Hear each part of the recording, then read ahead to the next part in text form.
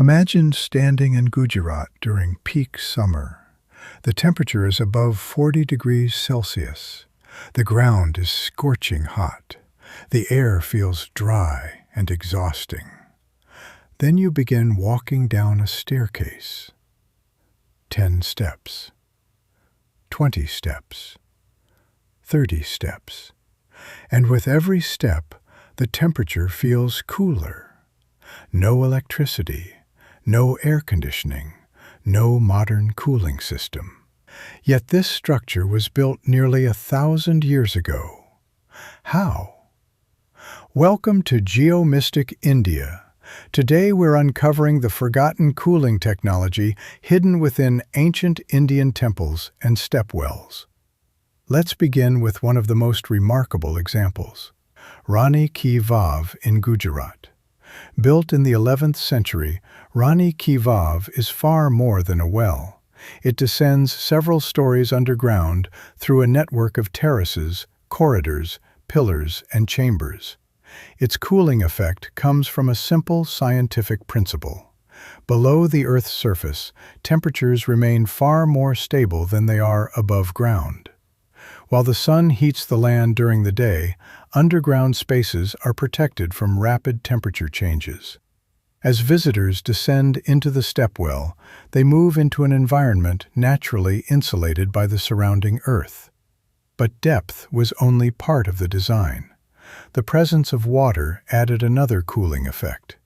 When air passes over water, evaporation removes heat from the surrounding environment. This process is known as evaporative cooling. It is the same principle used in modern desert coolers. Combined with deep shade and underground construction, the result was a naturally cooler microclimate. In many regions of India, stepwells became gathering places during the hottest months because they offered relief from extreme temperatures. Now let's move from stepwells to temples. One of the most important cooling technologies used in ancient temples was hidden in the stone itself.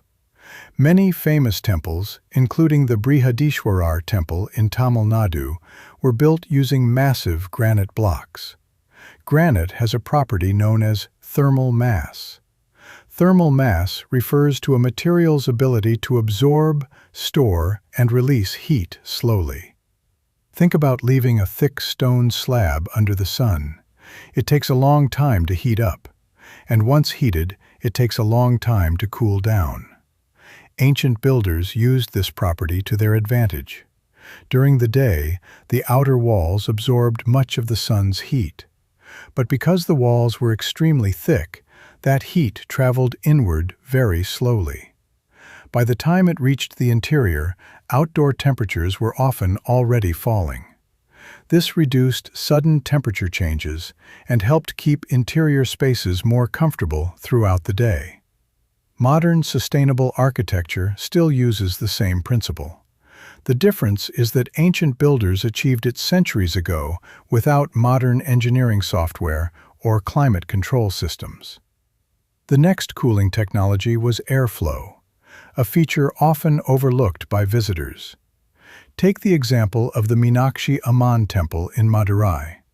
Look closely at its architecture. Long corridors, large halls, open courtyards, towering ceilings. These features were not only designed for beauty or religious ceremonies, they also helped regulate temperature. Hot air naturally rises. Ancient builders understood this. High ceilings allowed warmer air to collect above visitors instead of around them. Open halls and courtyards encouraged natural air movement through the structure. Multiple openings helped create cross-ventilation, allowing fresh air to enter while warm air escaped. In simple terms, the building could breathe. When we combine these technologies, a fascinating picture emerges. Stepwells used depth, water, and shade. Temples used thermal mass, airflow, and intelligent orientation. Different methods, the same goal: creating comfortable spaces in some of the hottest regions of India.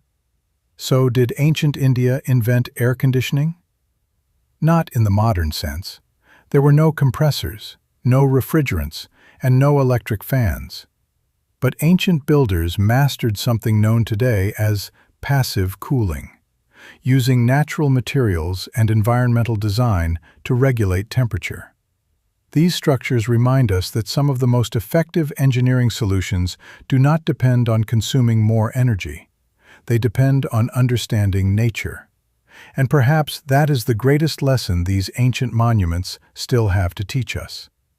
If you found this story fascinating, don't forget to like this video and subscribe to the channel for more hidden engineering secrets, forgotten technologies, and ancient mysteries from India. And let me know in the comments, which ancient mystery should we uncover next? Until next time, keep questioning the past.